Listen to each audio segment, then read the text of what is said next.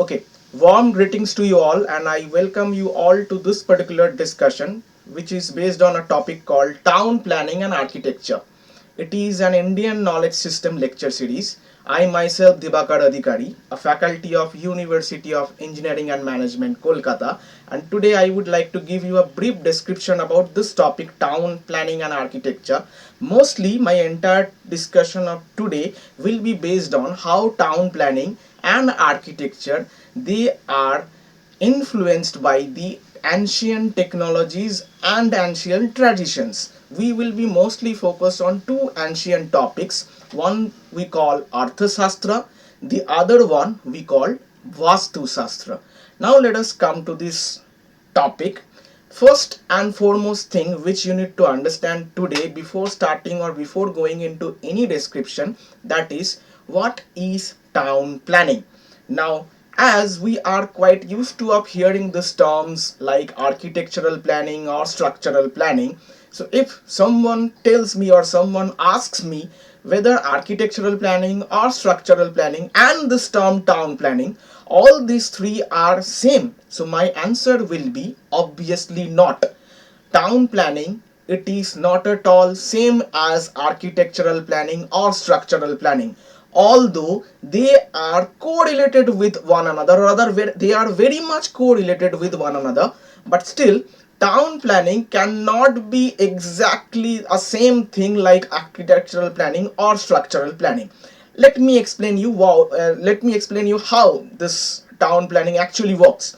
Suppose being an architectural engineer or being an architect, some client is approaching to me with some personal requirements and they are asking me to design a building plan for them. What will be my task? I need to check first what are the requirements my clients are having. Then if I can prepare a building plan which is completely satisfying all the requirements of those clients, in that case I can say that my planning becomes successful. Now coming down to this topic of town planning, if I becomes a town planner and someone has given me a responsibility to design or plan a town, in that case obviously I will be given with a vacant land. Now that point of time I cannot only think about only just one or two three residents. I have to think about the entire community of the people who will be residing there, and I need to make that vacant land habitable as well as a comfortable place for them to live, as well as I have to make that particular land functional. Otherwise my town planning will gonna be incomplete. So I hope I have explained you how this town planning is different from the architectural planning, and obviously this town planning is a much more broader aspect than both structural planning and architectural planning. So coming down to the definition now, what we call town planning. So town planning, it is actually a combination of engineering and art. It is a combination of engineering and art. So let us see what this definition is saying to us. Town planning, it is the technical and political process of designing and managing how a land will be utilized in specific area. Town planning, it is a technical and a political process of designing and managing how a land will be utilized in a specific area, and that particular utilization will be decided by the town planner. That planning will gonna be coming from that town planner or urban planner. So these two terms, town planning and urban planning, both are same, so we will be using these two terms in the replacement of one another time and again throughout this lecture, so that is why I have mentioned this. Okay, now if I becomes a town planner, what I have to do from my end, I have to control the development of the town and the buildings, roads, etc., whatever establishment I have on the town, so that that particular space become pleasant and comfortable for the people who will be living in, or whoever the people who will be coming to live in that particular place. Now here comes the difference. Just like an architect, which or rather who will be designing a single house for a client, here a town planner designs a whole city or town to ensure that people can live work, travel efficiently while staying healthy and safe in that particular town. If you can fulfill this much, your town planning is successful. I'm saying it once again. If I becomes an architect, I have to design a single house for one or two, three residents probably. But being a town planner, I have to design a whole city or a town which will be ensuring that people who will be living there, they can live, work, travel efficiently while staying healthy and safe. If this much can be fulfilled from our end, my town planning becomes successful. Now let us try to understand this particular town planning in a lot more detailed way. So town planning, obviously, as I told you, it is a technical and political process which is concerned with the following parameters. What are them? You have to use effective utilization of land. You have to use effective utilization of land. A vacant land, how you that particular land space will be utilized from your end, that will be telling you how much good you are as a town planner. Next, protection and use of environment. You cannot destroy the environment in order to design a city. Obviously you have to take care of environment, then only the environment will be later on taking care of this entire place. Otherwise you cannot expect that. So you have to maintain the harmony of the environment, as well as you have to protect that particular environment for the people who will be living there. Next, public welfare. You have to think about the public welfare as well. Otherwise, for what purpose you are designing the city then, if you cannot taking care of this public welfare? Obviously the particular place will not be habitable for a person for a long period of time then. Next, design the urban environment. Now how this designing will be possible, or what are the steps fulfilling which my design will be complete? There are lots of steps, but I will be talking about few of them which are very much important. Let us go through one by one. The first thing that I need to fulfill, that is air and water availability. That will be the basic requirements of the residents who will be living over there. Air and water availability is the attraction with which people will be attracted to my town. This is the basic life requirement they should have, and I have to fulfill that through my planning. Next thing is pollution control. As I told you earlier that protection of environment is a very important aspect.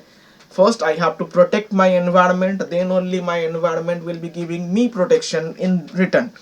So next thing is infrastructure development. As I told you, if I want to make my city properly functional, and if I want to make that particular city prosperous in future, in that case proper infrastructure developments are required. Now this infrastructure development, that cannot be completed without this transportation and communication system. So this communication and transportation system will be actually gives me economic stability, or rather it will be giving my city or town economic stability in future. So these are the urban environment development parameters which I need to fulfill being a town planner. So that is how a town is getting designed or a town is getting planned. I hope these steps are now clear to all of you. These are both the combination of technical and political things, or other technical and political aspects.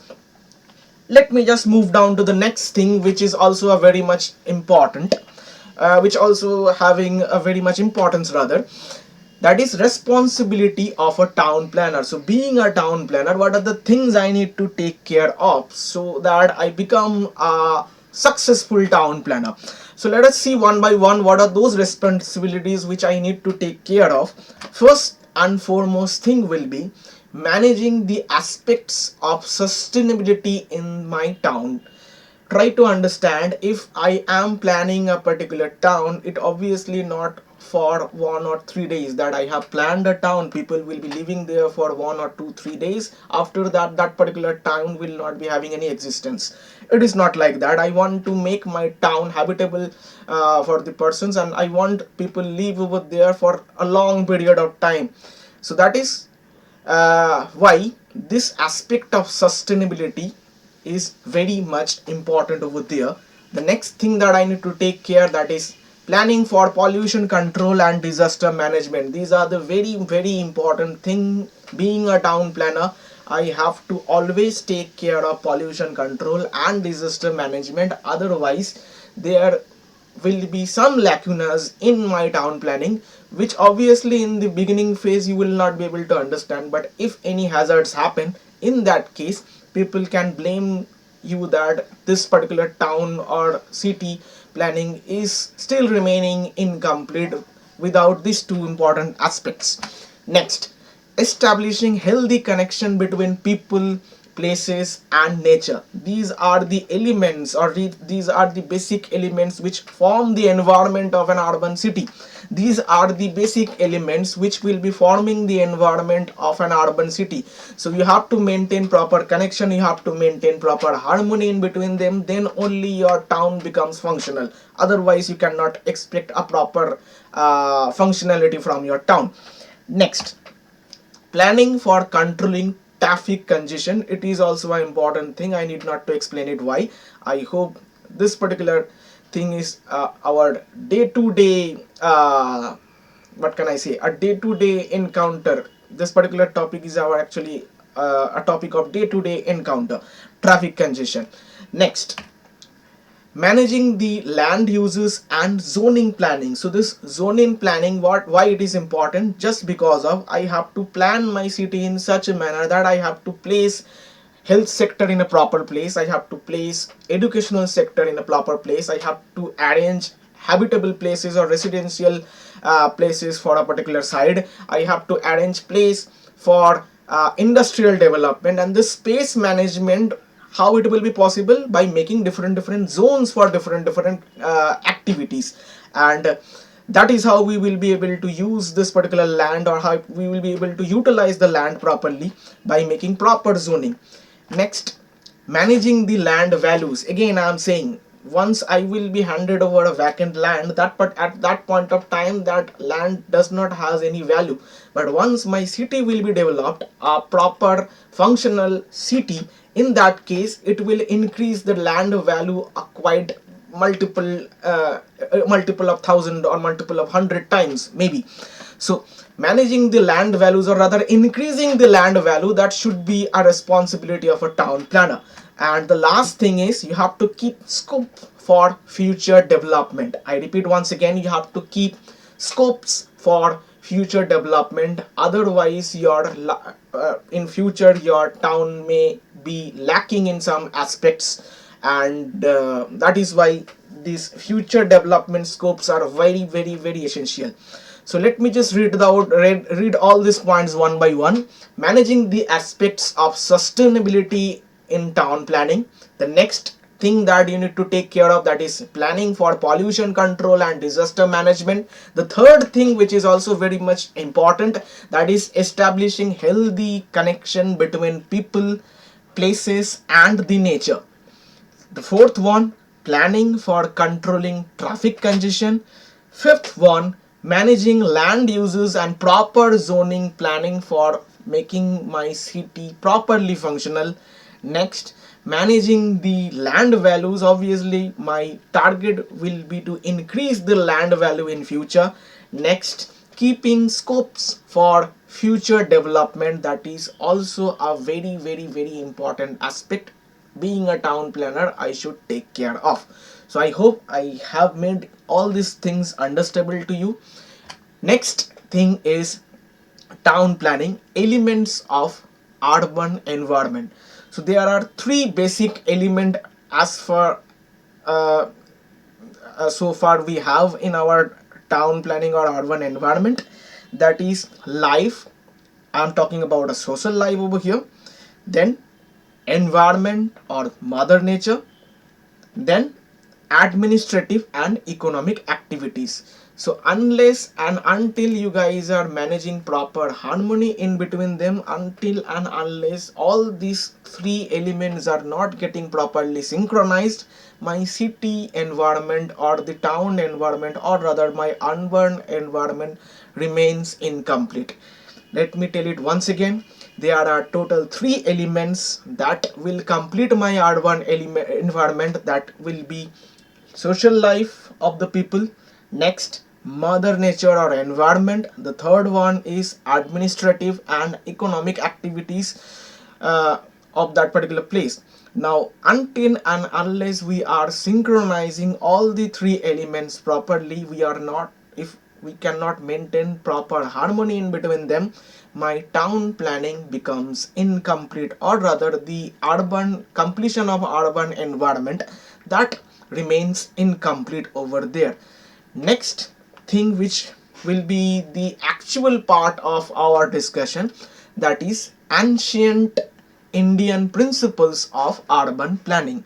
Now, if I want to talk about this particular thing, you need to first understand that modern town planning and ancient town planning, these two are having much more differences. Modern town planning and urban town ancient town planning, these two topics are having much more differences, but these two topics are actually getting formed from a base, and that particular base is coming from those urban traditions or urban technologies, which we will be talking or which we'll be discussing later on.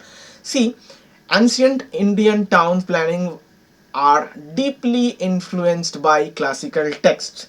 Now, what are those classical texts which we are talking about? There are two different books which we will be discussing about. One we call Arthashastra, the other one we call Vastu Shastra, and these two books are giving us complete guidelines how to design our town. These two books are giving us complete guidelines how to design a town. And mostly our discussion of this town planning and architectural aspects, those two books will be playing major roles in our today's discussion. And as you can see in this slide, it is saying this text emphasized development, functionality, security, and harmony with the nature. These two books are so much essential, or rather, if I want to give you a brief idea, see, I hope you can see, you have seen recipe books where a particular recipe, where it tells you all the guidelines to make a particular dish. Something similar to that, these two books, Arthashastra and Vastu Shastra, they will be giving you the entire guideline based on which you can design a particular city. Now, how that particular part I will be coming down a little bit later on. So, as I told you, our most of the discussion will be based on these two topics. So, first thing I will be starting with, that is Arthashastra. Okay, so let us see ancient Indian contribution to urban planning. So this ancient influence is coming from majorly two sectors. One is this book Arthashastra, the other one is Vastu Shastra. These two books are giving us the complete guideline to design a particular city or a proper city. Now, what Arthashastra will be giving us? It is giving us the way to ensure the prosperity and the security of the states majorly. So it will be talking about the administrative and economic aspects of the city. Whereas if I talk about this Vastu Shastra, it will be giving us the guideline to ensure the health and harmony of the inhabitants. So we have two different books uh, which are there. One we call Arthashastra, the other one we call Vastu Shastra, and these two books are giving us the complete guideline to form a city or design a city. But these two books are concentrating on two different aspects. Arthashastra is concentrating on how to ensure the prosperity and security of the states with some administrative and economic aspects, whereas your Vastu Shastra, it will be telling you how to ensure the health and harmony of the inhabitants. So we will be starting with this Arthashastra. See, this Arthashastra is a book which is written by Chanakya, which is also popularly known as Kautilya. So Arthashastra, it is having a meaning of the science of wealth and livelihood. Arthashastra, it has a meaning of science of wealth and livelihood. So as I told you, it is written by Kautilya, which is also popularly known as Chanakya. So primarily a treatise on statecraft, economics, administration and military. As I told you, this books will be primarily focused on the economic and administrative aspects of a particular city, and it contains the detailed guideline for city administration and planning. Arthashastra, it will be providing you a proper detailed guideline how a city can be planned through different aspects of administration and economic development. Coming down to this next one, how Arthashastra is giving us the ways of designing a city. The most important uh, term that you will be coming across over here, that is called grid iron pattern. Grid iron pattern. What is this grid iron pattern? I believe this particular diagram is now visible to all. This particular diagram will be telling you what is this grid iron pattern is. See, if you check, there are roads. So this lines, these are nothing but the road alignment of a particular city. Now once you will be looking at this diagram, you will be able to see that all my roads in this particular diagram, whether they are going, either they are going from east to west, or they are going north to south. I'm saying it once again. If I look at this particular diagram, it is actually explaining you how this grid iron pattern will look like. So grid iron pattern is nothing but how your city roads will be aligned. Now if you check my alignment in this particular diagram, you will be able to see that there are some roads which are vertically aligned. That means these roads are actually going from north to south, as well as there are some roads which are horizontally aligned. These roads are going from east to west. These roads are going from east to west, and in between you are finding out some square or rectangular cross sections. These are the places where we will be establishing buildings and all. And why this kind of road pattern are quite popular, and why Arthashastra prescribes this kind of road patterns? Just because of this kind of pattern will ensure proper air circulation and the exposure of sunlight. I'm repeating this point once again. Why Arthashastra has described this kind of a road pattern, why not the other road patterns? Because this kind of road pattern, it will be ensuring proper air circulation, as well as it will be ensuring the proper exposure of sunlight in the daytime. So that is why this particular road pattern has been given by Arthashastra, which we call grid and iron pattern. I hope I have made it clear. The next thing is division of cities into administrative and functional zone. This particular part I will be coming later on in my next slide, but first of all you need to understand what this administrative and functional zones are. So your city will be actually subcategorized, or your city will be actually divided into different zones, as I already talked about. Some of the zones will be utilized for residential places, some zones will be utilized for industrial development, some zones will be utilized for educational sectors, some zones it will be utilized for making roads and all, some zones you will be utilizing for making health sectors, somewhat like this. Now another bigger aspect this Arthashastra normally gives, as I told you, it will be mostly on the aspect of administrative as well as economic development. See here, this Arthashastra will be giving you a complete guideline of importance of fortification, entrance gates and defense systems of a city. That particular part, which a little bit right now getting diluted, just because of earlier days the defense systems was much more effective than the uh, or rather nowadays our entire defense system depends on weapons. But nowadays nowadays, as I told you, the entire defense system is based on weapons. But earlier days the defense systems was based on how tactics you are using just to plan your city so that it can be protected from the outside attacks. Now, as I told you, the functional and administrative zone will be discussed later. So let us come down to that part. It is a city layout as per Arthashastra. So how this city layout will gonna be, I hope you can see this particular diagram. I will be coming down to this diagram later on. Let us understand the city layout first. See, the first and foremost thing that you can see in my slide, it is saying royal center. So if I have a town, the center place of my town will be kept for king and royal families. I repeat it once again. If I have a city place, or if I have a land area, and according to Arthashastra, if I want to build a city over there, in that case the center of my land, that will be kept for king's place or royal families. That is the way Arthashastra gives us instruction. Next, in north you will be finding the place of Brahmins and royal councillors. In the east zone you will be finding the places for Kshatriyas and warriors. And then the south will be actually occupied by Vaishyas, the merchants and the warehouses.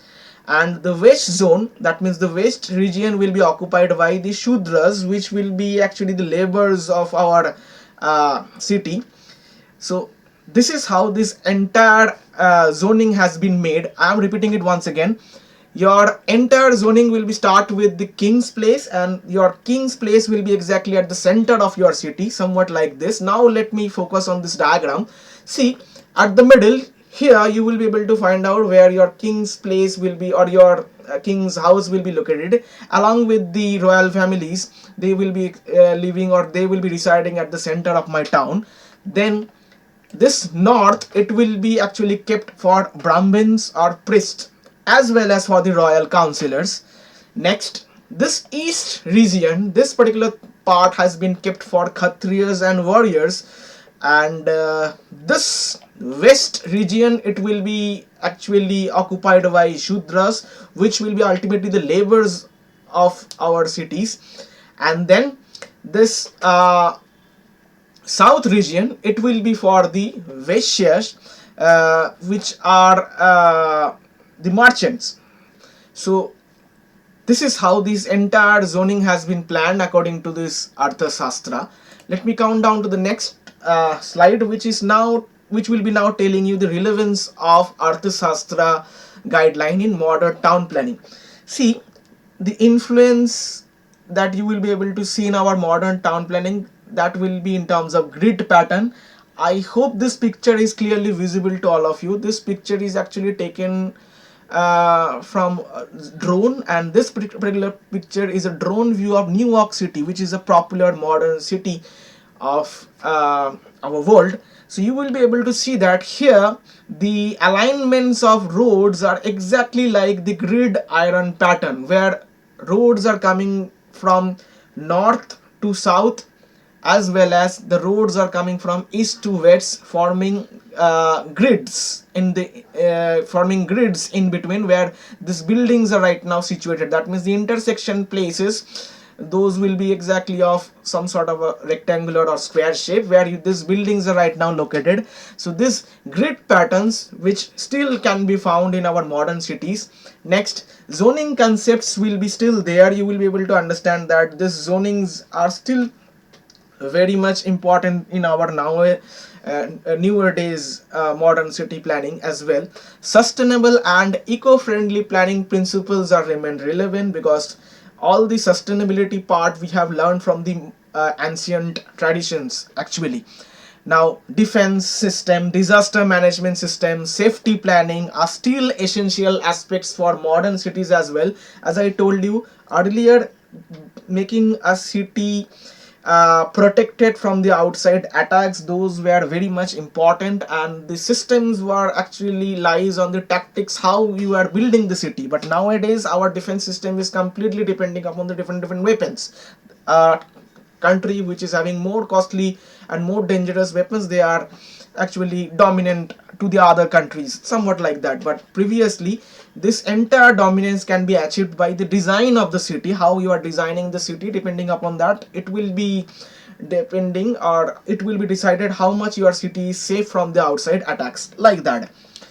Now coming down to the next topic, it is Vastu Shastra. Coming down to the next topic, it is a topic of Vastu Shastra. So we have covered the entire part of Arthashastra, where we have seen that how Arthashastra have given us the guideline for constructing a city. As I told you, Arthashastra will be more emphasized on the topics of administrative, functional and economic development of a city, rather than this Vastu Shastra, which will be telling you how much important environmental factors are for the residents of a particular place. So Vastu Shastra, it is also an Indian science, which is also popularly known as the science of building, a traditional system of architectural and planning. So please do not get confused about the term Vastu Shastra, because we have a very cheap notion with this term Vastu Shastra, and we all have a cheap notion that it is some sort of a superstition, but not exactly. You will be able to understand why. This Vastu Shastra is as much as scientific as our normal architectural and civil engineering is. So what kind of design aspects we can expect from the Vastu Shastra? Our design of city will be completely based on natural elements and cosmic energies. As I told you, it is not like the Arthashastra where the entire city design was based on the economic and administrative aspects. Here, your city will be designed based on properly natural elements and cosmic energies. Here you will be finding focuses on the orientation, proportion and special organization of your building compartments, as well as your city zonings, depending upon what kind of alignment your city has, depending upon what kind of environmental agencies your cities are getting influenced by, and obviously the habitats who will be residing over, or the residents who will be residing over there, their own requirements and all. And the last thing is, its principles aim to create harmony between humans and nature, which is the most important aspect of Vastu Shastra.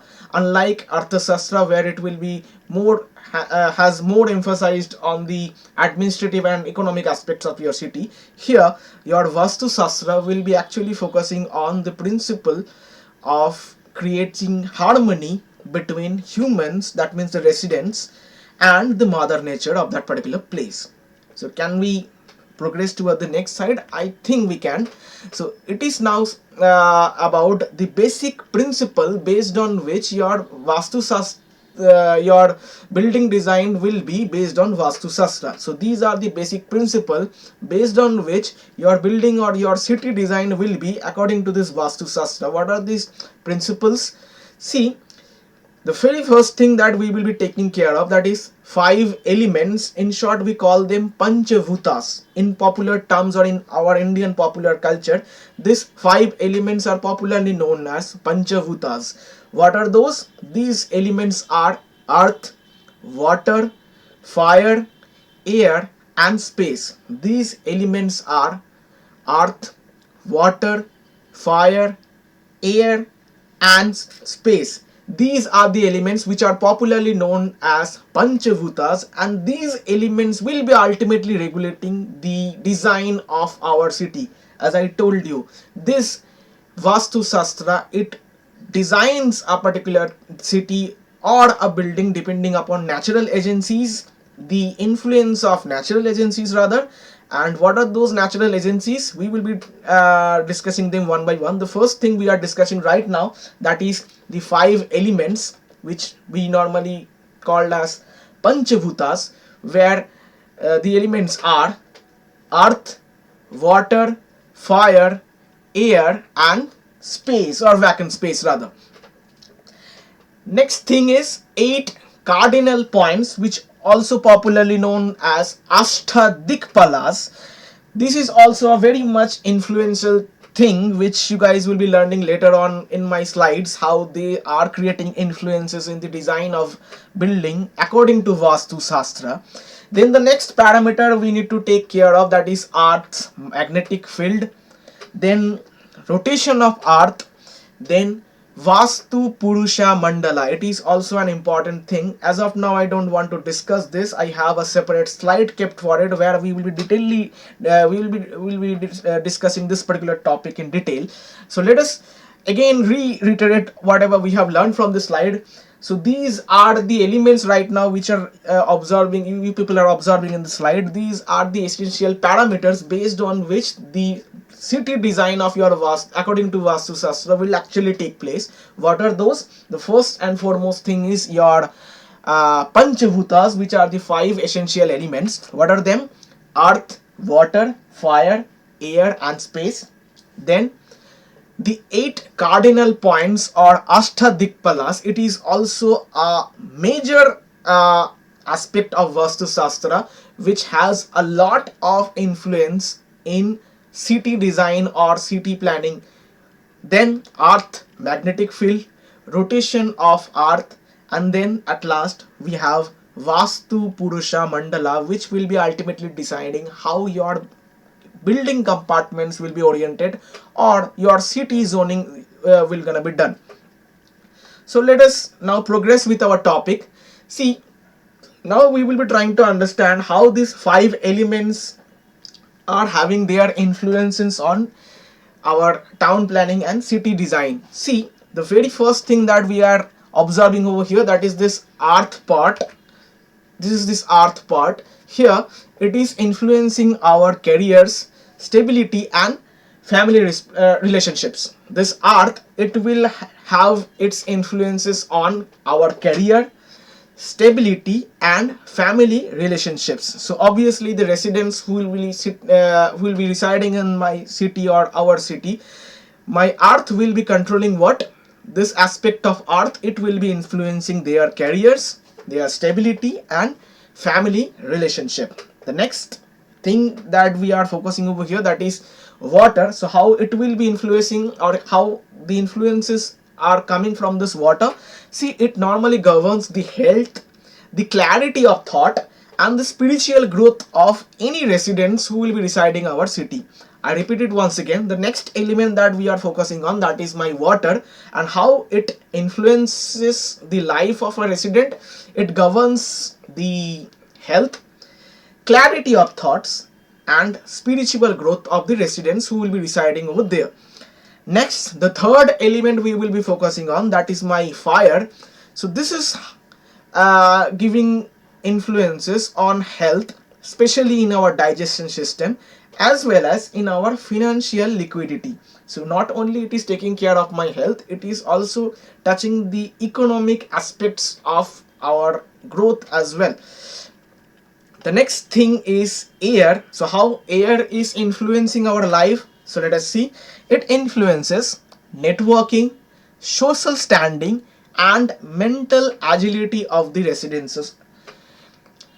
Next, space. So how a vacant space is important? See, it represents the growth, openness and energy connection. So that is how this entire thing has been designed. The 5 elements and their individual influences on the residents who will be residing on my city.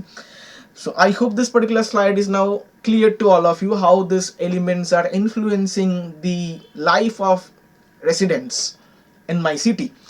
Coming down to the next aspects, as I told you, the second aspect will be Arthashastra. Here we will be learning how the directions or the cardinal directions will be influencing our life in different ways. Somewhat like this. So I hope you know that what are the 8 cardinal directions we have, starting from north, then east, then south, then west. These are the major 4 cardinal directions we have in any place. Then there are some sub cardinal directions which are northwest, northeast, southeast and southwest. So adding all together we are having total 8 cardinal directions. Let me name them one by one once again. North, east, south, west. These are the major essential cardinal directions we have in our system. Apart from these 4, there are some other subcategories of them. These are northwest, northeast, southeast and southwest. These 4 sub directions are also having their own influences in life. How they are influencing our life, let us now check with this slide. It is saying that north will be influencing our mental balance and workflow. This particular direction east, it will be influencing on the family life as well as our own confidence, whereas this south direction, it will be influencing our motivation power as well as the action flow. That means our day-to-day activities, how we are functioning them, how we are managing them. This particular part will be taken care by this particular direction south. Then this west direction, it will be focusing on the sources of fame and the prosperity of our life. Then we will be now talking about the sub directions. First of all, we will be talking about northwest. It will be focusing on sources of friendship and business. It will be focusing on sources of friendship and business. The second one will be my northeast. It will be focusing on, or rather it will be giving its influences on our security as well as our vision and thoughts, as well as vision and ideas. Next, this southeast direction, rather, how it will be influencing our life. It will be actually the source of our health and our protection. It will be the source of our health as well as it will be for our protection. The southwest direction, it will be actually generating our character and behavior. It will be generating our character and behavior as well as it will be also taking care of this part of nutrition. So let me just give these names, or let me just read this name one by one. There are total 8 cardinal directions we have. The 4 major cardinal directions are north, east, south, west, and the remaining 4s are northwest, northeast, southeast and southwest. All these cardinal directions are having their individual influences on the life of the residents who will be residing on a particular place according to Vastu Shastra, and this particular slide has clearly described how they are influencing our life. So I hope this particular thing is clear to all of you. Now coming down to this next slide, which is and very much important topic based on any architectural design which is getting happen through Vastu Shastra. So these we call 8 limbs of Vastu Shastra. So let us see one by one what are those 8 limbs. The first thing we call it Sthapatya or architecture. The very first thing we call it Sthapatya or architecture. So what is it?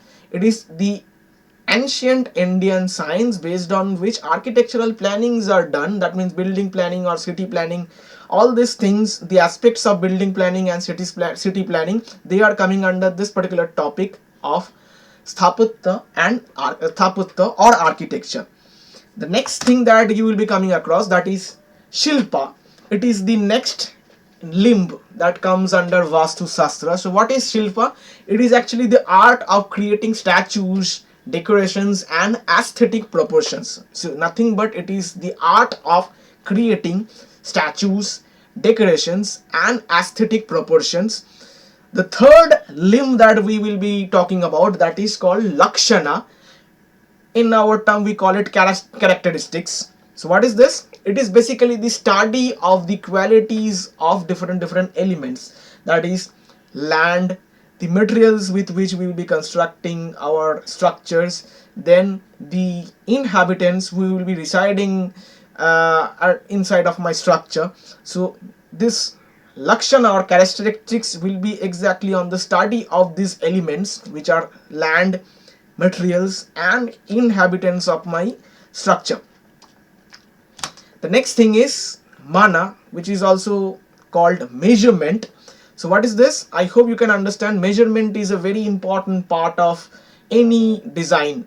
Measurement is a very important part of any design. The precise system of units and proportions are very much important just to make your design proper. Just to make your design proper. The next element is our chanda. It is also called rhythm. It is also called rhythm. So what is it? It is actually the rhythmic arrangement of spaces and flow. It is the rhythmic arrangement of spaces and flow. So what are the spaces you have and how your workflow is going through that particular spaces? That connection is called the chanda. The sixth element we have under the limbs of Vastu Shastra, that is called ayadi. We call it formulae. So what is this? So it is basically based on the calculation used to determine the orientation, the dimensions, and the forces which will be likely acting on my structures. I am telling it once again. It is called ayadi. In our term we call it formula. What is this? This particular limbs tells you the calculations using which you have to determine the orientation of any plot or any building, the dimensions, as well as the different forces based on which you will be structurally designing that particular element so that it can safely carry all those forces and loads throughout its lifespan. How this calculations will gonna be, this particular IRD will be formulating that. Then the sthapana, placement or the orientation.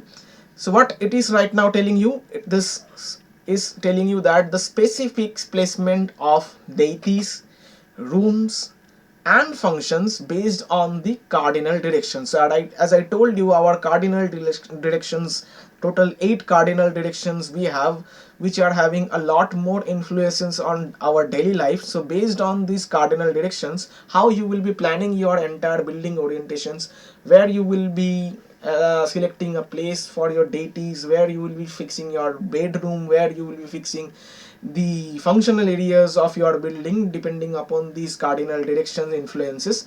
This part will be actually comes under this limb called sthapana. And we have last one thing, that is called bhumi. It is the most important thing, that is the land on which your entire establishments are right now situating.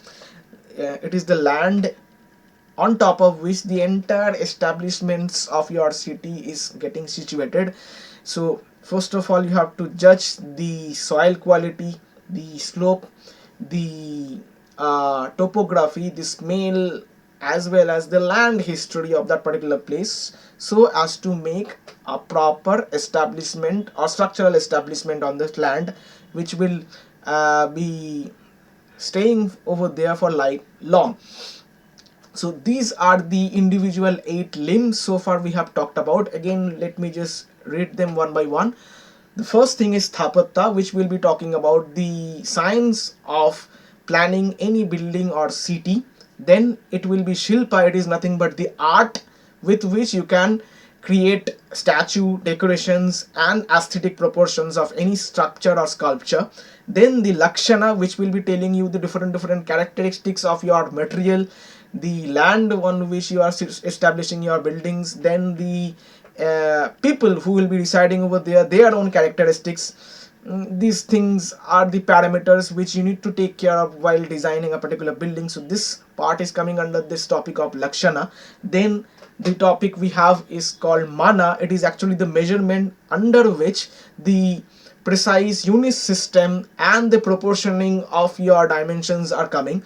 So any structure you want to design, that particular structure will be designed in terms of proper dimensions and proportions. So how it will be decided? By proper measurement. Next, the topic we are having under the limbs, 8 limbs of Vastu Shastra, that is called Chanda, where it will be telling you how the rhythmic arrangement can be established between the space and workflow. The next one is Ayadi, which is actually completely based on the calculation. So it is actually nothing but the formulas with which you will be calculating the orientation of your building, the dimensions of your space, as well as the different forces which will be acting on your building lifelong. And you have to make your building structurally stable so that your building should withstand all those acting forces carefully and properly.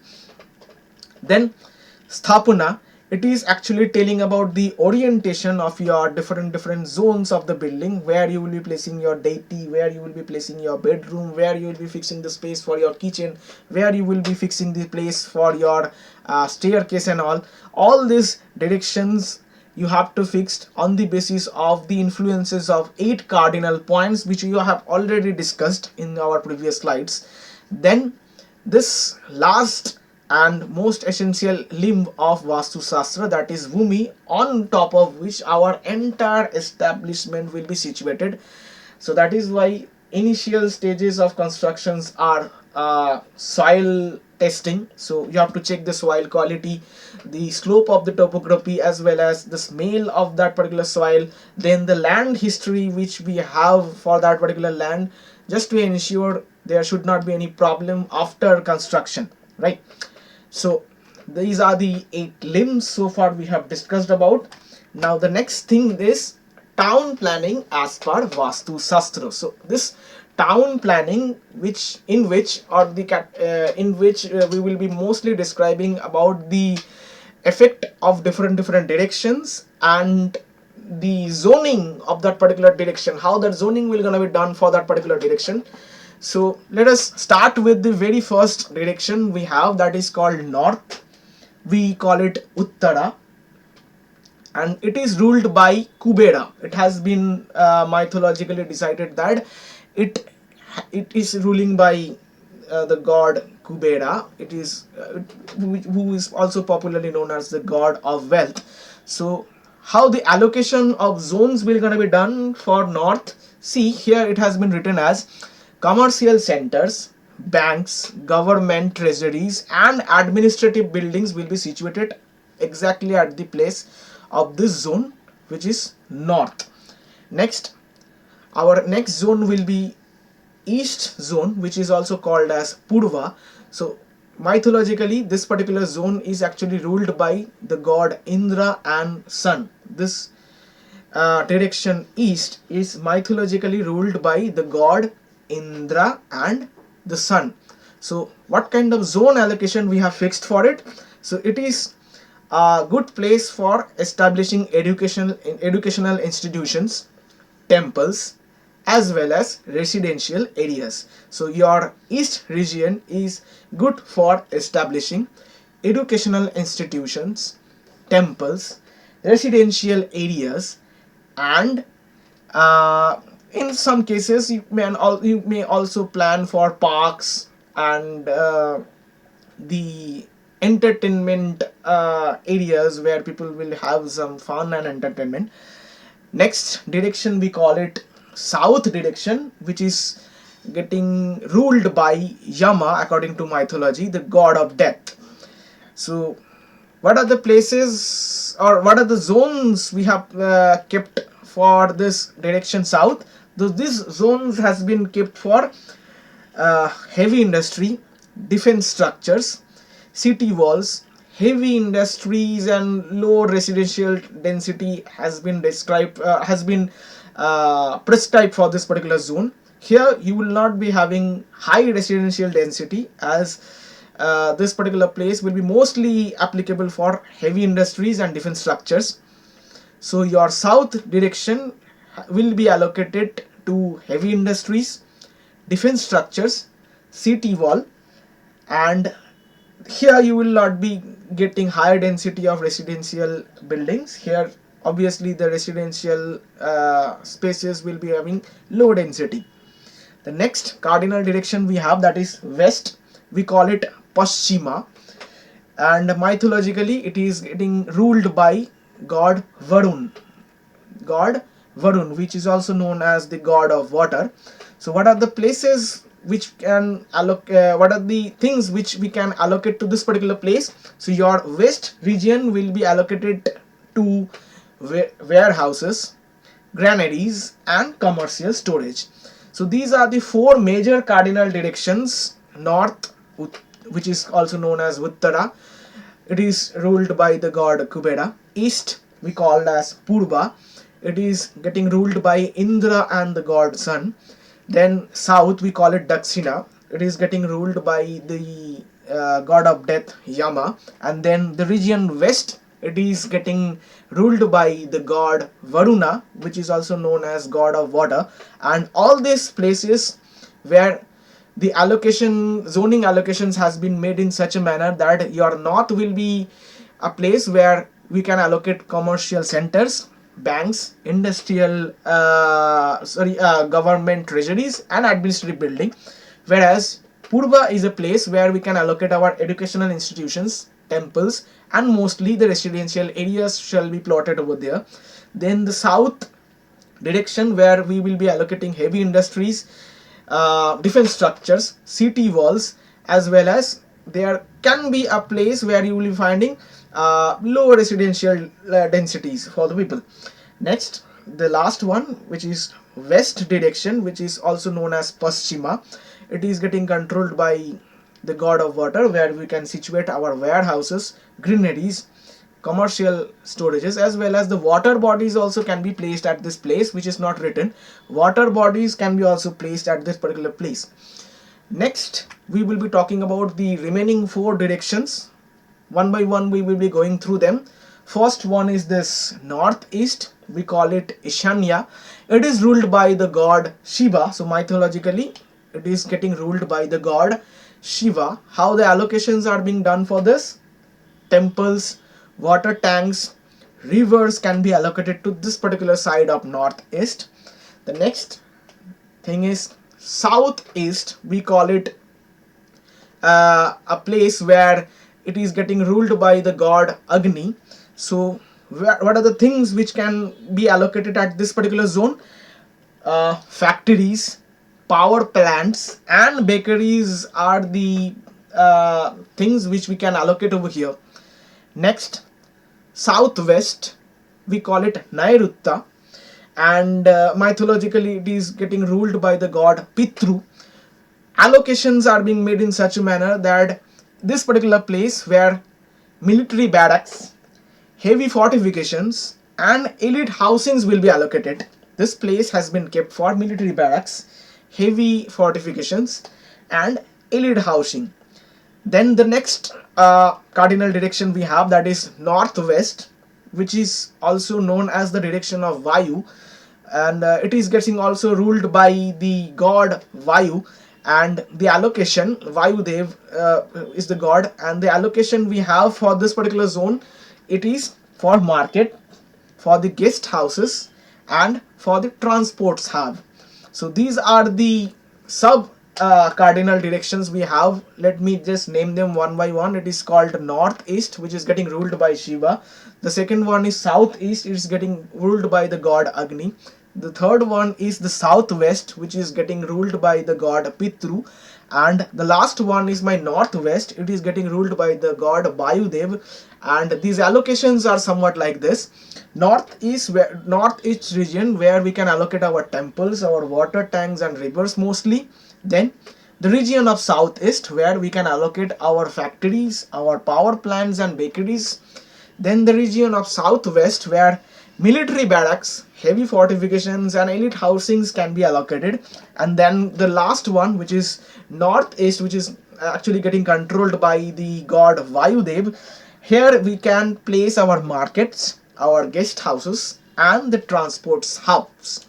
I hope I have made this allocations clear. So this is the complete guidelines as of town planning as per Vastu, through which you can decide which thing can be allocated where, and how this entire thing is getting decided, just because of we have the different influences of different cardinal directions. We have total 8 cardinal directions, and their own influences are giving us these guidelines of this zoning allocation. So which thing can be allocated where, it is actually getting guided by the influences of our 8 cardinal directions. I hope I have made it clear. And the last and but not the least is our last but not the least topic will be this Vastu Purusha Mandala. So it is a completely mythological thing. So according to the ancient text, it has been noted that Vastu Purusha was a powerful cosmic being, a powerful cosmic being who was born from the sweat of Lord Shiva. So this Vastu Purusha, we used to treat him like a human being who were born from the sweat of Lord Shiva. Now, at that point of time, he grew so large that he started threatening this entire earth due to its huge size. He grew so large so that he started threatening the entire world with his huge size. Just to stop him, the gods pinned him down to the ground in a specific position. What is the specific position?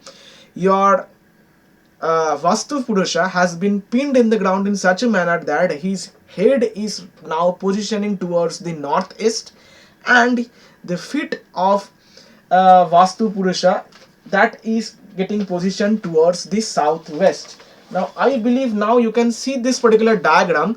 It is actually the diagram how this Vastu Purusha has been pinned inside of the ground, and the orientation of this Vastu Purusha is right now in front of you. As I already told you that the head will be positioning towards northeast. As you can see that this is the head of my Vastu Purusha, which is right now getting positioned towards northeast, right? And then this next part is the fit.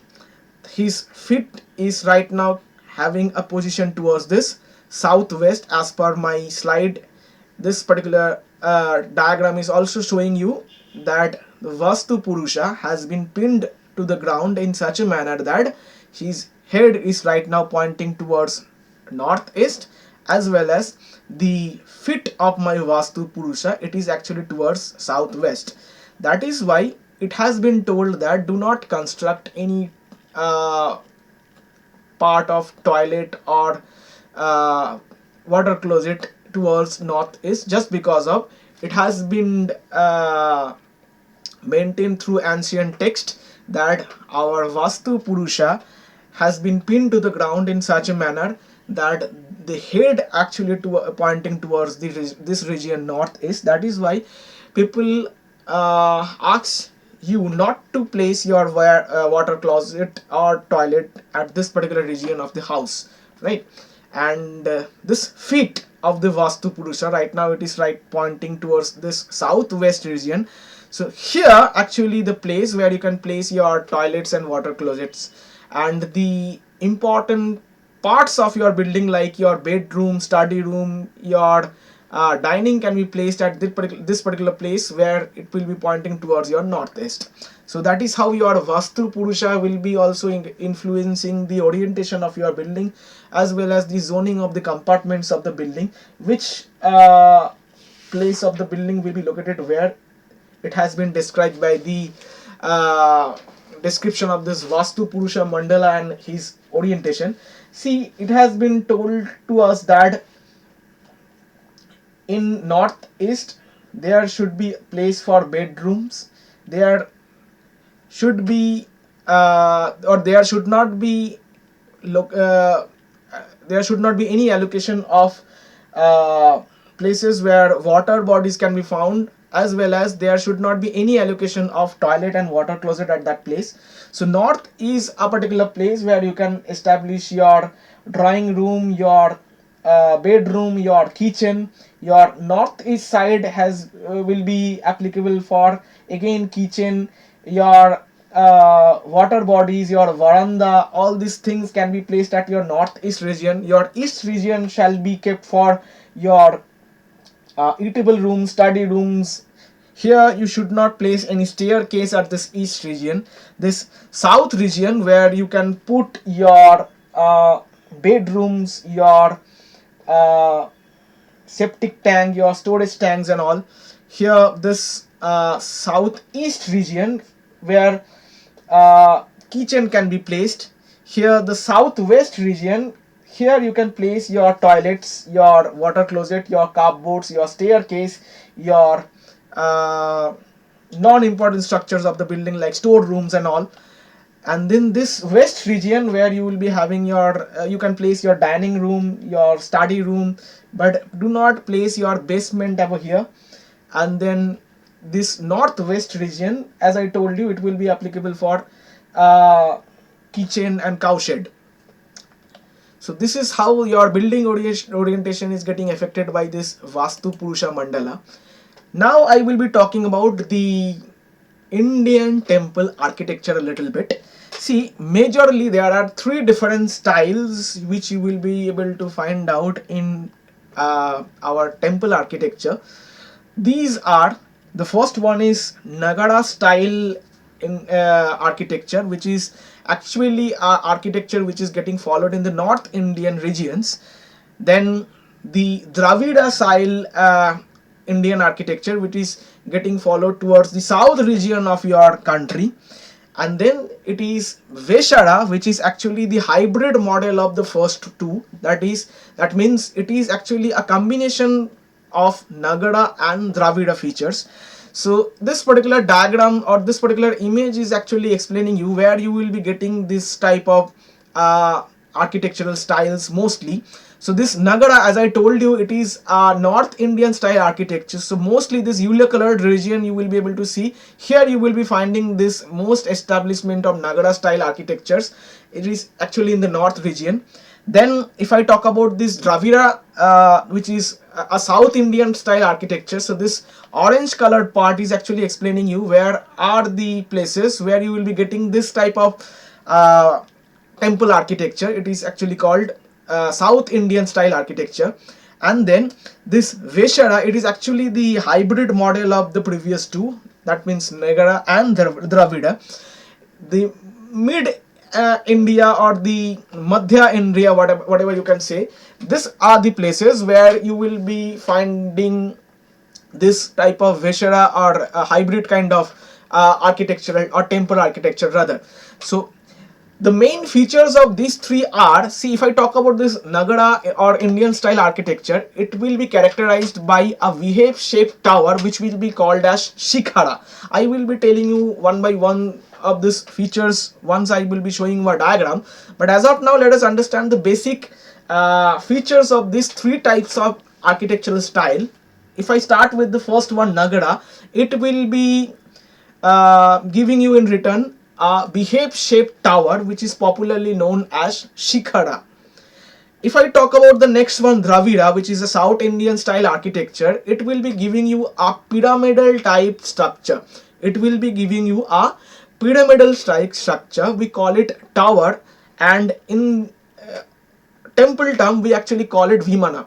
We call it Vimana.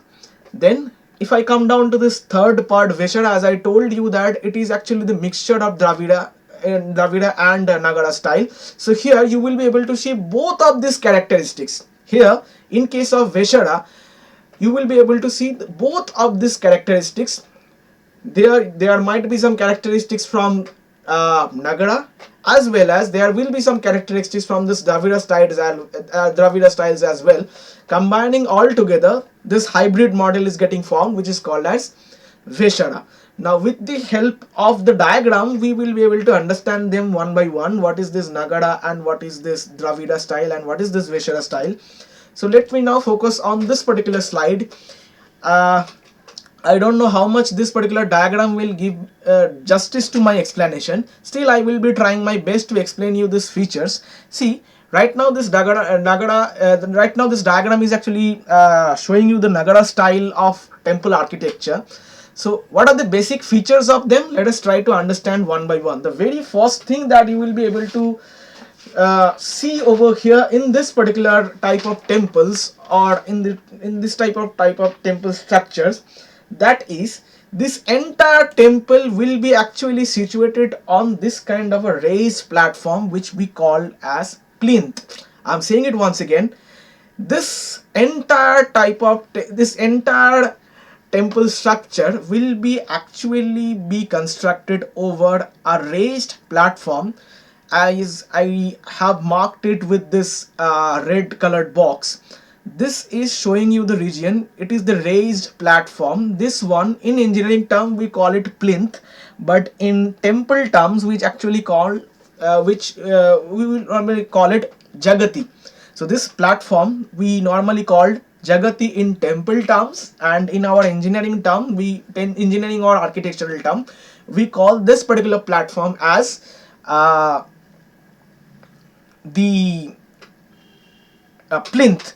So this is the first and foremost parameters that you will be able to find out in any temple which is getting constructed using this Nagara style architecture. That is the most important characteristics you may tell. The next one is this steps. So as I told you that your main temple will be constructed a little bit higher from the ground, so there will be requirement of steps through which you will be ultimately reaching to the temple. So there will be requirement of steps with using which you will be ultimately reaching to the level of temple. So these will be your entrance steps marked with this red colored circle. After that, there will be some sub temples which you will be able to observe even before this main temple. So these are called mandap and artha mandap. These are called mandap and artha mandap. So this both of these rather, they are what? They are the temples which are separated from the original one. These are the temples which is separated from the original one. And if I move down to the next thing, that will be this one. It is called Mahamandap. This particular one, it is called Mahamandap. So in between your Artha Mandap and your main temple, there will be one Mahamandap. So what are this place will be used for? As I told you, this Artha Mandaps, these are the places where it will be acting as an assembly hall. These are the places where it will be acting as assembly hall. So both of this Artha Mandap and your both of this Artha Mandap and your Mandap, these two are the assembly halls where people gets accumulated for the darshan of deity. Here you can expect that people will be getting accumulated for the darshan of god, or the god, darshan of idol, the main idol of the temple. Then after that you will be having this Mahamandap. It is also a big place where people will get assembled so that they can have the darshan of the main deity or the god of this particular temple. And this Mahamandap, it is actually the place which is actually separating the mandap or antaral and the outside places of the main temple. So if I go towards left of this Mahamandap, I will be reaching to the antaral of my main temple. If I go right towards right, it will be landing me towards the outside periphery of my main temple. So it is actually creating the separation in between the antaral of my temple as well as the surroundings. So this is a bigger place, this Mahamandap. It is actually the bigger place where people can get accumulated so that they can have the darshan of the main deity. The next thing is this Garbhagriha, this red colored mark position. It is actually showing us the position of Garbhagriha, where people normally keep their main deity or the god of the temple. It is the place where you will be actually find the final murti of the god of that particular temple. So this is the place where the god will be situated, and on top of which this is the structure. Here you will be finding this shikhara.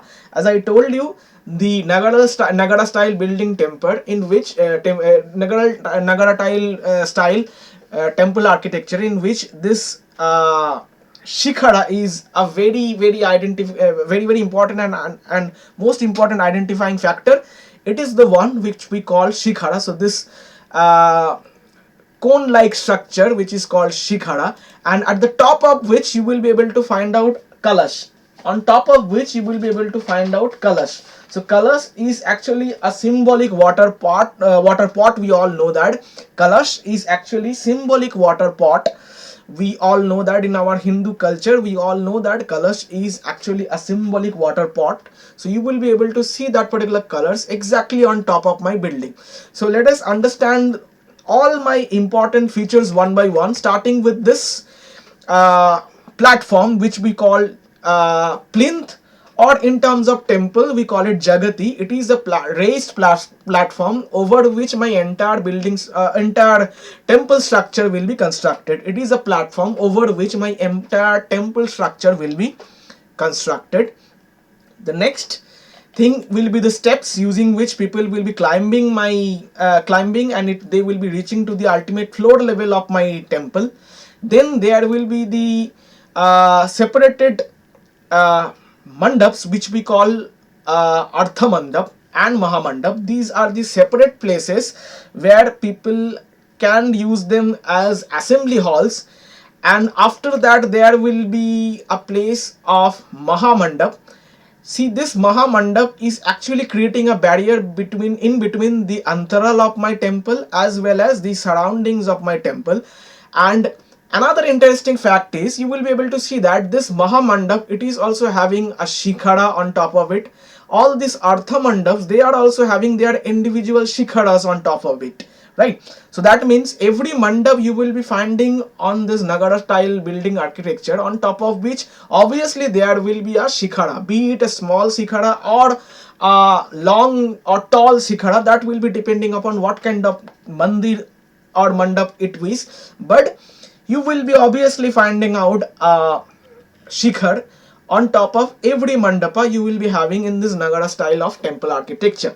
Then this most important part where your final god will be situated, it is called the Garbhagriha, and on top of which you will be finding out this cone like structure, we call it shikhara. And the extreme top portion, here you will be finding that kalash, which is the symbolic water pot. We all know that in our Hindu culture we call kalash as the symbolic water pot. So these are the basic features that we have in case of Nagara style temple architecture. Now we will be understanding this entire thing through this realistic diagram. So can you see this diagram? I hope you can see that it is actually a Nagara style building. So see that here you will be able to find this platform. Here you will be able to find this platform on top of which this entire structure is actually standing. Your entire building structure is standing over this particular platform. So this platform is nothing but that plinth or jagati which we were talking about. Now coming down to this, it is our main temple. Now as we are progressing towards the main temple, you will be able to see that these are the staircases, these are the steps through which you will be able to reach towards the level of my temple. So these are the nothing but my steps. Now this two which you are right now observing in the front of my main temple, these two are the Artha Mandap and Mahamandap. So these two are the places which can be used as assembly hall, where people gets accumulated to have a darshan for the main deity. Then this particular building, it is also called as Mahamandap. This particular part, it is actually creates a separation in between this antaral of my temple as well as the surroundings. So if I go towards left, it will be giving me the place of antaral. If I go towards right from this place, it will be giving me the surrounding structure of the building, of the temple obviously. Now this part we call it Garbhagriha, where the final god murti will be placed. This is my Garbhagriha, and on top of which this is the one, it is called shikhara. It is actually a cone like structure, and ultimately at the very much top portion, here you will be locating, or here you will be finding the kalash, the colors will be looking somewhat like this. It is the symbol of water pot, somewhat like this, a symbolic water pot you will be observing at the very top, very much top portion of your shikhara. It is the basic style pattern of Nagara architecture. Now we will be moving down to the next type of architecture. It is called Dravida style architecture. Again, I don't know how much these images are doing justice to my explanation, but still with the help of animation I will try to explain what are the features we have for them. See, previously in case of your Nagara style architecture, you have seen that there was all my temple was having a raised platform which we were calling as Jagati.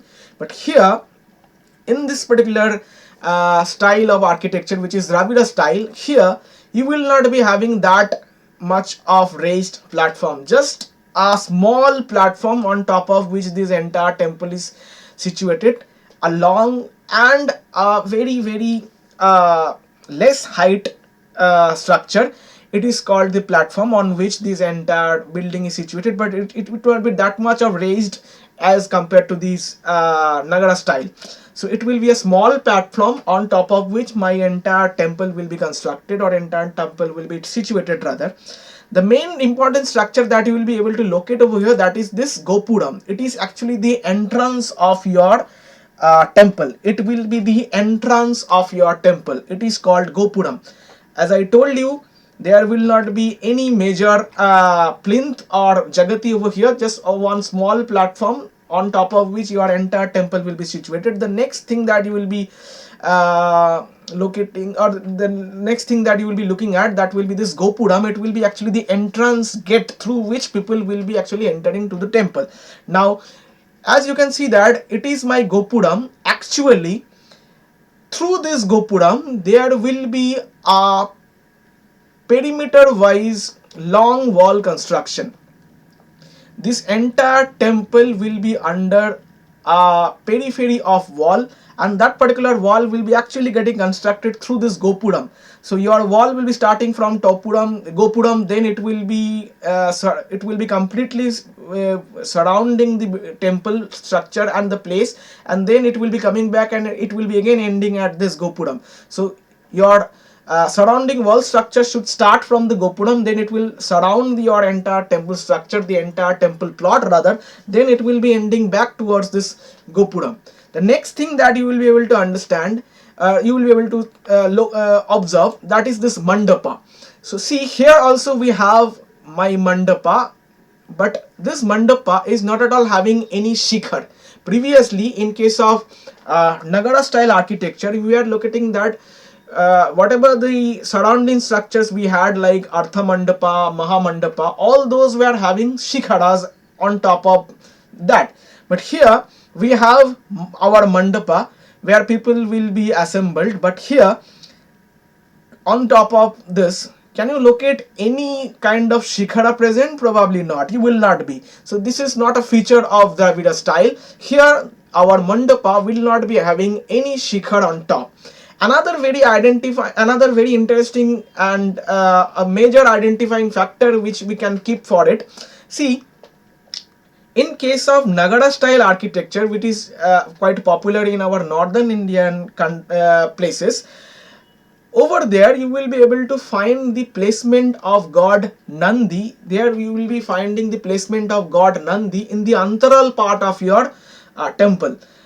In case of Nagara style, as I told you, the placement of god Nandi, the murti of god Nandi, you will be able to find it in the antaral parts of the temple. Whereas in case of Dravida style architecture, this is where you will be able to find your placement of Nandi. That means it will be in between your Gopuram and Mandapa. It will be in between the entrance gate and the Mandapa of your temple. In between over there, you will be able to find the placement of god Nandi. Next is this Garbhagriha, in which you will be situating your main god of that particular temple. Here your main god Murti will be situated. Then on top of which there will be a pyramid like structure, unlike the Shikhara. This time we will be calling this entire thing as Vimana. We will be calling this entire pyramid-like structure as Vimana. So why we call it pyramid-like structure? Just because of here you will not be able to find more use of curvature. During this construction of this pyramid-like structure, we do not use any type of curvature. We do not use any kind of curvature. Here you will be able to observe the straight line patterns. Here you will be able to observe the straight line patterns. Here you will not be able to get any kind of curvature on this Vimana part. So it is the Vimana, on top of which there will be also a symbol of Kalash. There will be again a symbol of Kalash kind of structure, which will be imitating the symbol of Kalash. So this is the Dravida style architecture. So we will be focusing on the next part. It is my Vimana, and on top of which we have our Shikhara, which will be actually looking like a Kalash like structure, which is a symbolic water pot. We all know that. Now if I just going back from the starting place, so as I told you, unlike your Nagara style architecture, this time for Dravida style temple architecture, we will not be getting any raised platform. Here obviously there will be a platform, but that will not be as much as raised in case of in case of your Nagara style. There will be a small raised platform on which your entire temple will be constructed. Then you will have a separate entrance gate over here, which will be called as Gopuram, and after that my next construction will be the Mandapa, and in between the Gopura and Mandapa there will be the Nandi Murti situated. As I told you, in case of Dravida style temple architecture, you will be able to find the Murti of Nandi outside of the antaral of your temple. It will be kept somewhere in between Gopuram and Mandapa. Whereas in case of Nagara style architecture, we got the placement of Nandi inside of the antaral part of my temple, not obviously in the outside. Then the next main part of the building will come. It will be the Garbhagriha, in which your the main idol Murti of the deity will be situated. Then on top of which there will be a pyramid like structure, a long pyramid like structure you will be able to observe. We call it Vimana, on top of which again you will be able to see this portion Shikhara, which will be ending with a Kalash, which will be ending with again a Kalash, which is the symbolic water pot. So I believe I have made it clear what kind of features we have in case of Dravida style temple architecture. So let me just describe this entire thing with a realistic picture. So this is a temple of South India. As you can understand that this is the portion which is forming the entrance gate. It is called Gopuram, and this is the portion which we called Mandapa. So this is the Gopuram, this is the Mandapa, and these are the surrounding walls which is getting started from this Gopuram itself. Then it is right now going like this, it is surrounding this entire temple, and then towards that side it is still getting continued, and ultimately it will be ending again at my Gopuram. So Gopuram is the place from which the surrounding wall structures will start, and it will be again ending at the place of Gopuram, which will be surrounding this entire temple plot.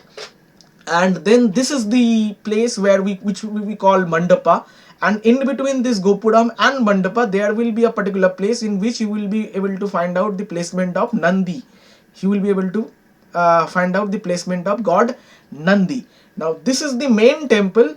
Here you will be able to find out the Garbhagriha, in which your main idol will be situated, on top of which there will be a pyramid like structure. Here in this pyramid like structure you will not be able to find out any curvature followed, and we call it Vimana, on top of which this is the portion which we call Shikhara, and on top of the Shikhara obviously again you will be getting a symbol of Kalash. So this is how this Dravidian style temple will look like. It is an actual temple with which I have explained this entire phenomena. Now let us come to the last part. It is called Vaishya style architecture. It is actually the combination of both your Nagara style and your Dravida style. So how this entire thing will be look like, let us try to understand this particular features one by one. So here you will not be able to find out any raised platform. Here there will be a small platform on top of which your entire structure will be situated. But here you will be able to find out a stamba which will be acting as the entrance of your temple, which will be called as Gopuram. Then here comes the mandapa. As you can see, there are no shikhar present on top of the mandapa. So it is actually a feature of Dravida style architecture. This is a entrance gate on top of which we are right now focusing a shikhar. So this is a feature actually, this feature is actually coming from the style of Nagara. So as I told you, this Veshara style will be actually a combination of both Nagara style and Dravida style. So here you will be able to locate some features from Nagara style. Here you will be able to locate few other features which are coming from the Dravida style. Now coming back to this main portion, which is called Garbhagriha, in which before Garbhagriha we will be talking about this mandapa. As I told you, this is my mandapa on top of which I am not finding any shikhara, which is actually identifying factor of Dravida style. Next, this is my Garbhagriha, in which you will be situating your deity or the main god, and here on top of which now you are finding out it is my shikhara. So this one is your shikhara. It is also a mixture of pyramid like structure and shikhara. That is why we cannot call it completely a shikhara or completely a vimana. It is actually what can I say, a mixture. And then on top of which you will be able to find out this colors kind of structure. We call it the symbolic water pot. And this is how this Vishara style temple architecture normally looks like. And this is what I call, this is my shikhara, on top of which I will be getting a colors like structure. So this is an example of Vishara style temple. See, this is the temple on top of which you will be able to find out the shikhars. But these shikhars are not fulfilled with proper curvature. These are almost looking like pyramid like structures, right? So that is why we call it Veshara style, because it is actually carrying both the identification parameters of Dravida style as well as Nagara style. So here you will be able to observe the surrounding buildings, surrounding temples, and then the main temple will be there. And with the help of single particular diagram, I have tried to explain you the differences between the Nagara style and Devara style, Dravid style, and this Vishara style. Try to understand it. In case of Nagara style, as I told you, there will be a raised platform on top of which there will be the temple constructed. There are some sub temples which we call mandapa, and then this is the main temple. So these sub temples are still carrying shikhars on top of each. So these are the shikhars, and on top of each and every shikhar you will be able to find out a kalash. And this is my final main temple. It is my Garbhagriha, on top of which this is the main shikhar, which is the tallest one, on top of which I will be again finding out the kalash. This is the Dravidian style. Here you will be able to see that there are no such raised platform are being made. This is the portion which we call Gopuram. Here this is the in between places. This is we call mandapa, and this is the main mandap in which you will be able to find your deity. This is your Garbhagriha. Somewhere it will be located, and this structure we call it Vimana, which is a pyramid like structure. Here we will not be able to find out any curvature. Here you will be getting curvature like this. See, as I am showing you, it is your curvature. But here you will not be getting any curvature, which is an identifying factor of this Dravidian style. Next, it is a mixture of your Nagara and Dravidian style. It is called Vaishya style. It is a temple which is carrying both the features of Nagara style and Dravida style. See, here you will be able to find a raised platform. Then this shikhar or Vimana, whatever you might be saying, here you will be able to find the less use of curvature. It is actually sort of a pyramid like structure, which is actually a parameter of Dravida style. As well as here the sub temples which we have, the mandapas, in before reaching this final temple you have to pass through this sub temples which we call mandapa. Here you will not be able to find out the individual shikhars, right? Here you will not be able to find out any individual shikharas. This is a flat surface, right? But whereas in case of this Nagara style, it was actually giving you the shikharas. So actually this one is actually a feature of, then it will be actually the feature of this Dravidian style architecture, right? So that is how we can differentiate in between them. So Nagara style is architecture is popular at North India. This Dravidian style architecture is quite popular at South Indian places. And this Veshara style, it is actually popular at the midways. That means in case of mid region of India, it is very much popular. So that is what our discussion is all about. So thank you everyone. Here I would like to end my discussion. If you have any queries, you can send me through the chat box or the comment box. I will try to answer them all. Thank you everyone.